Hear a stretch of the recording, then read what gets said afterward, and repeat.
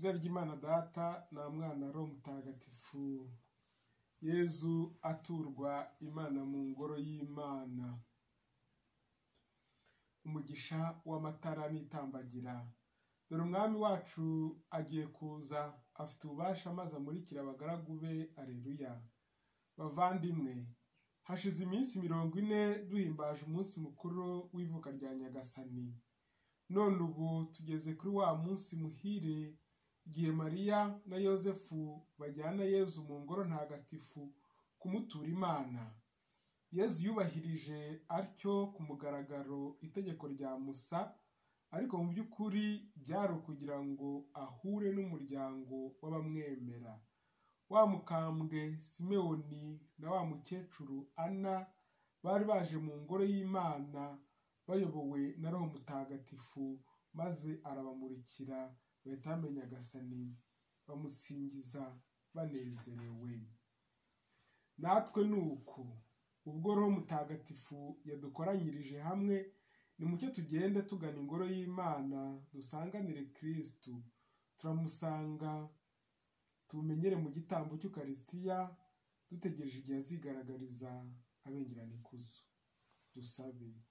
Nyagasani Mana yacu, we soko y'intangiriro y'icyitwa urumuri cyose, uyu munsi nibwo weretse intungane Simoni Kristu urumuri rumurikira abantu ngo bakumenye.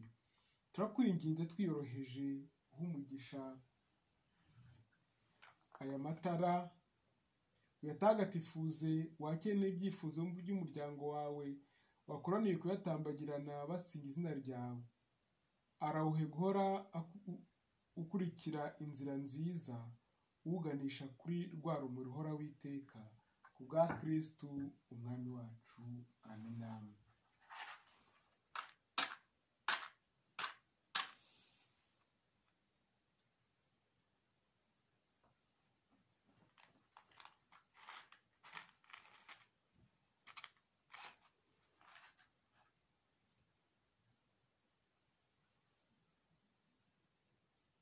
Uri urumuri rw'amahanga, ukaba n'ikuzo ry'umuryango wawe Israeli. Nyagasani, ubu noneho sezera umugaragu wawe agende amahoro, ukurikize ijambo ryawe. Urumuri rw'amahanga, ukaba n'ikuzo ry'umuryango wawe Israeli. Kuko niyiboneye n'amaso yanjye umukiza wohereje. Uri urumuri rw'amahanga, ukaba n'ikuzo ry'umuryango wawe Israeli. Uwari warateganyirije ibihugu byose. Urumuri rw'amahanga, ukaba n'ikuzo ry'umuryango wawe Israeli. Rumuri rutazima, mahora tuyobora mu gishu dakama, ndagushimira. Mana yacu, twarongeye impuhwe zawe mu ngoro yawe ntagatifu. Nyagasani, ibisingizo byawe nibisakare ku isi, nk'uko izina ryawe ryayisanganije. Uhora urangwa n'ubutungane. Dusabe. Nyagasani Mana ushobora byose, ugahora witeka, turatakambira ubuhangange bwawe twiyoroheje, maze nk'uko umwana wawe w'ikinege yakweguriwe none mu ngoro ntagatifu afite kamere yacu, abe ari nako natwe uduha kukwiyegurira n'imitima isukuye. Kubwa Yezu Kristu umwana we n'umwami wacu, Imana Mana bagatekana bwa Roho Mutagatifu, uko ibintu bisimburana iteka. Amina.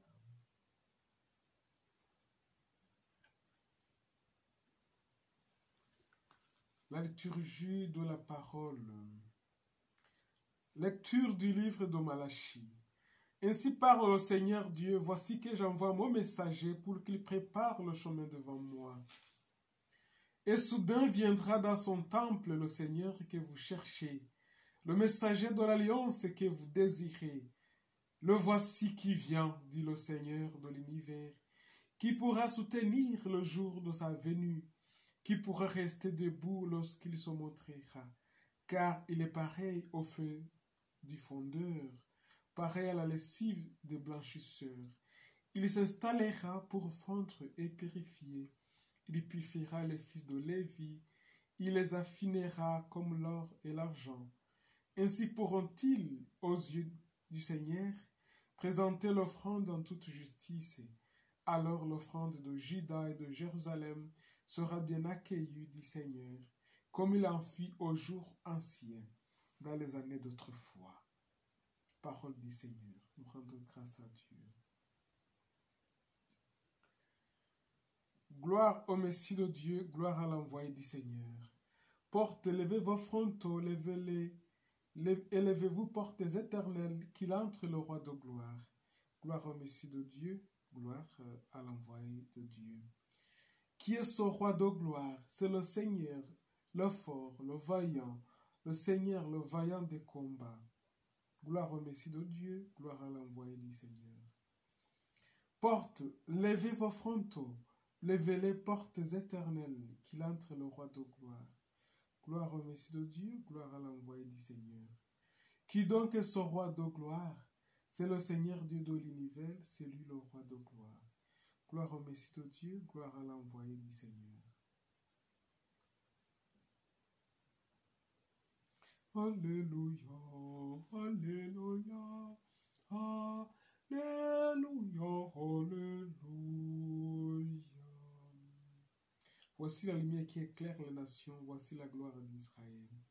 Alléluia, Alléluia, Alléluia, Alléluia.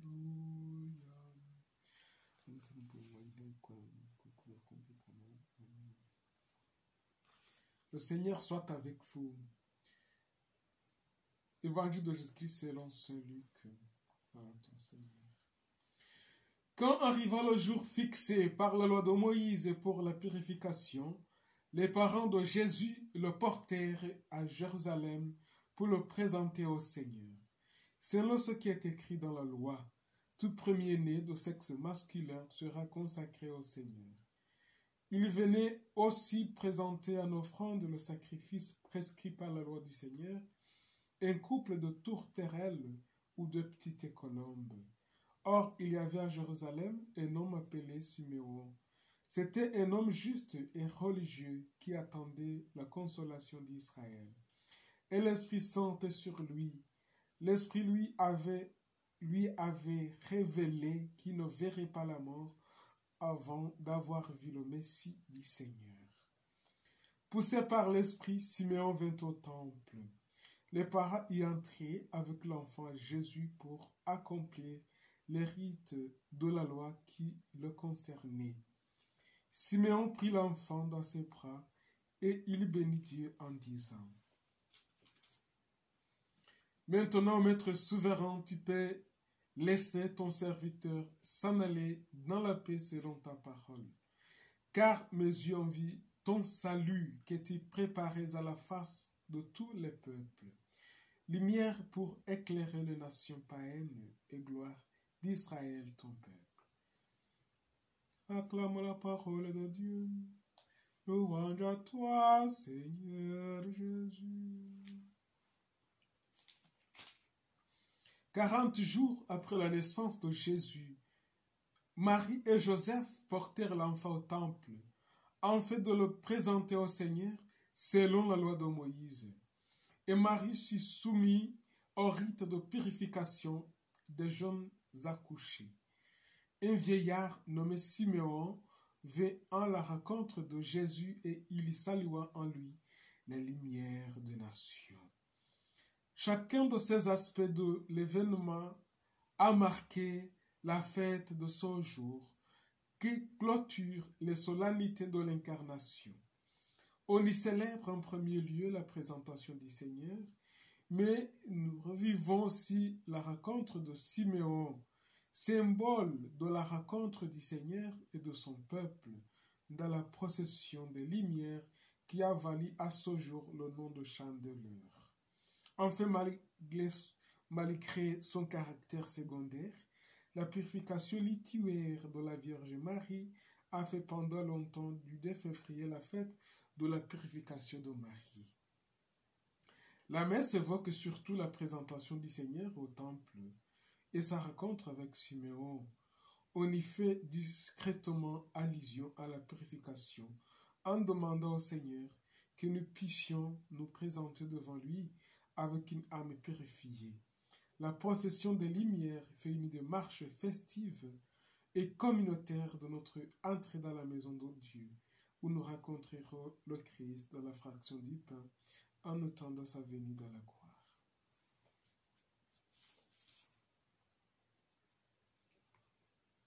Akira y'amaturo dawe hakiri ibyadutunze twifatanyije na Kristo we tambo kitagira intege ati na divayi biha umugisha bihenda ko mubiri nk'amaraso abidasigiye wifunguro akiyera Mana ishobora byose tugushime ibyiza waremye byose mubyeyi duhe ibyo dukeneye akiyera Qui est béni Dieu d'univers, toi qui nous donnes son pain. Fruit de la terre et du travail des hommes, tout le plaisanteur deviendra le pain de la vie. Béni soit Dieu maintenant et toujours. Kira y'amaturo yawe akiri ibyadutunze twifatanyije na Kristo igitambo kitagira intege.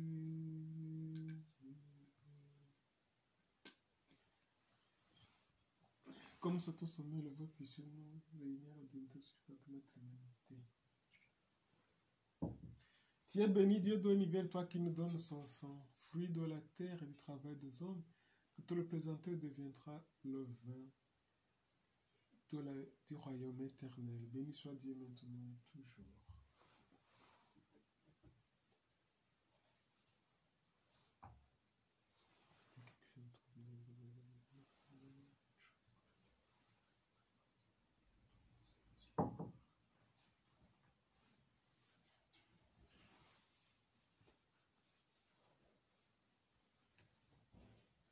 Prions ensemble, moi d'offrir le sacrifice toute l'Église et pour la gloire de Dieu et le salut du monde. Nyagasani mana yacu turakwinginze we washatse ko umwana wawe w'ikinege ntama itagira inenge akwiherezaho igitambo kugira ngo isi ironke ubugingo nogerwa n'iri turo kiliziya iguhereje yasazwe n'ibyishimo ku bwa Kristo nyine umwami wacu. Amen.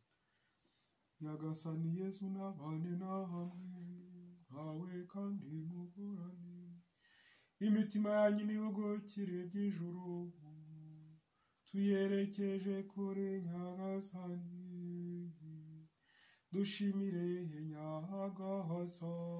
Nyagasani Imana yacu birakwiye kandi biratunganye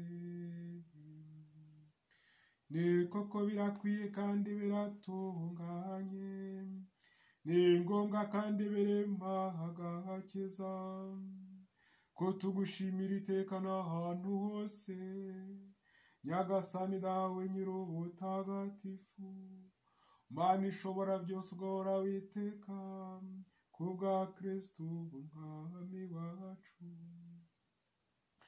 kuko uyu munsi umwana wawe musangiye kubaho ubuziraherezo yakweguriwe mu ngoro yawe ntagatifu maze Roho Mutagatifu atangaza ko ikuzo rya Israheli n'urumuri rw'amahanga yose y'isi nicyo gitumye natwe dusanganira twishimye uwo mukiza uduhaye kugusingiza hamwe n'amarayika n'abatagatifu bawe bose tuvuga ubudahwema tuti nyir'ubutagatifu nyir'ubutagatifu nyir'ubutagatifu ni wowe Nyagasani Mana umutegetsi w'ingabo ijoro n'isi byuzuye ikuzo ryawe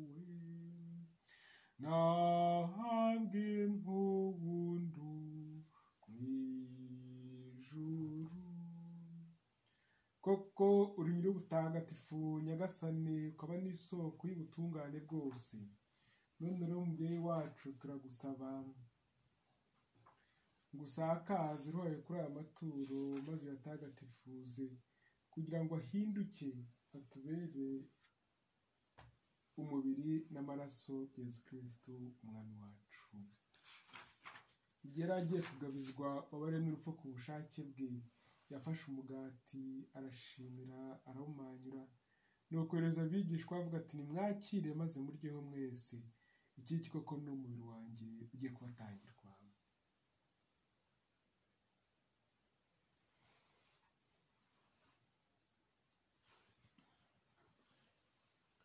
Nk'uko yari amaze kubigenza barangije kurya, gufata inkongoro none arashimira, nuko yohereza abigishwa avuga ati nimwakire maze munyweho mwese, iyi ngiyi koko ni inkongoro y'amaraso yanjye y'isezerano rishya kandi rizahoraho iteka, agiye kumererwa mwebwe n'abandi bose kugira ngo mugirwe imbabazi z'ibyaha, iyo mujye mubikora by'urwibutso rwanjye.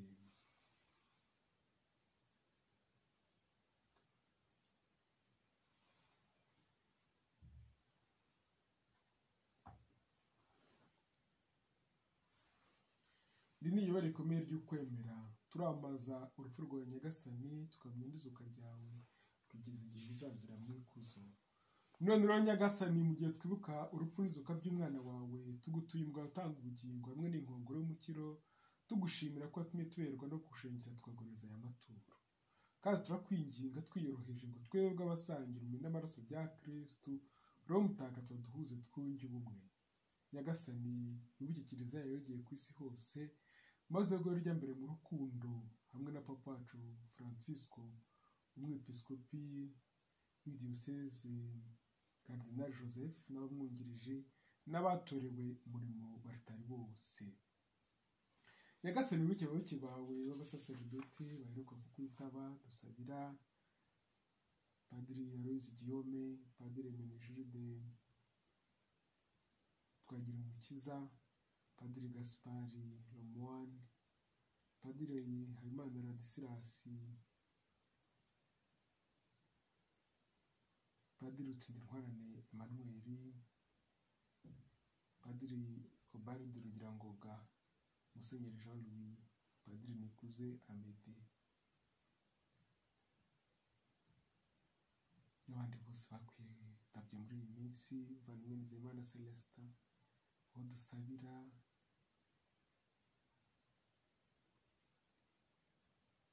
bose tubakire mu ntore zawe, Padiri Beri Kambanda, Padiri Innocent Kubwimana,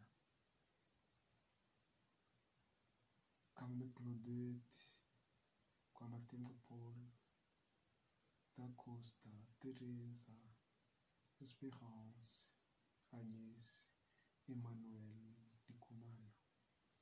Nyagasani, ubwo wunze ubumwe n'umwana we mu rupfu rumeze nk'urwe no gushanya mu izuka rye, wibuke kandi abavandimwe bacu bapfuye bafite ubwizere bwo kuzazuka, hamwe n'abandi bose bapfuye usanga ufitiye impuhwe, maze ubakire mu muriro guturukaho.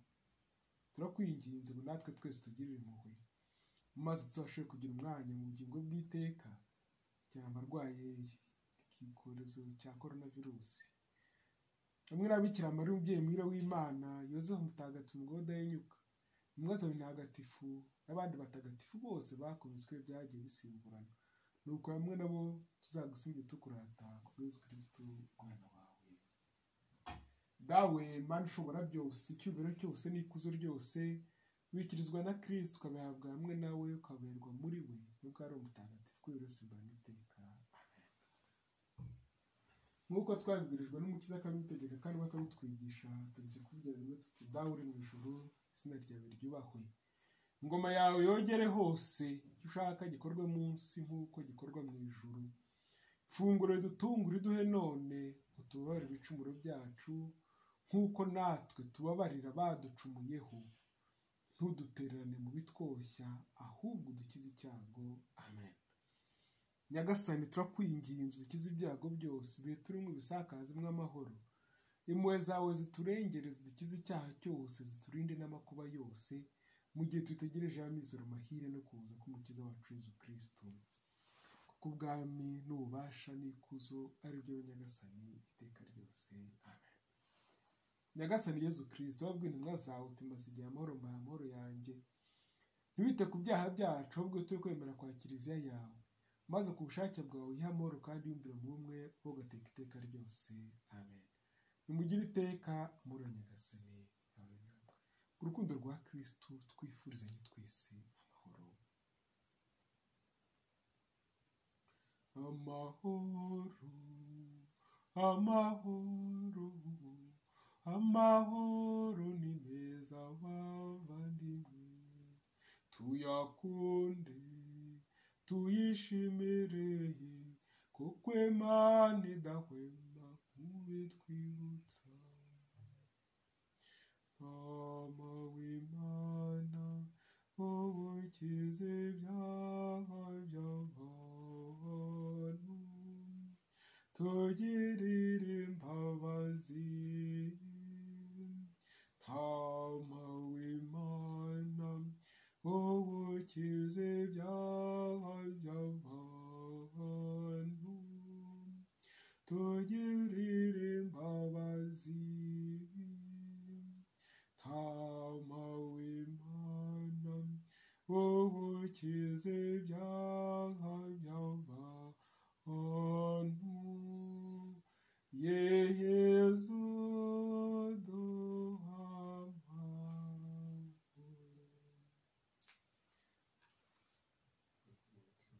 Umubiri n'amaraso by'umwami wacu Yezu Kristo ugiye guhabwa utubere isoko y'ubugingo bw'iteka. Nyagasani Yezu Kristo, umubiri n'amaraso byatuye guhabwa ntitufiremo impamvu urubanza n'ubucibwe, ahubwo ku muzanye tugira akamaro ko kunigwa nawe ku mutima no ku mubiri, kandi utubere nk'uko dukeneye guhabwa.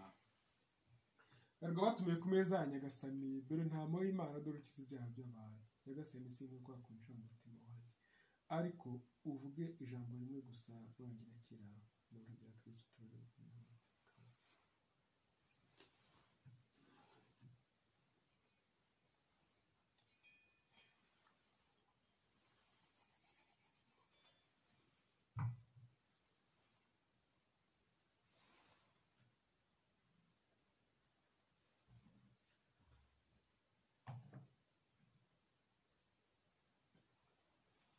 Umva ngo araryoha umwami wacu, umubiri we n'igihaza bose, amaraso ye n'ikimara nyota.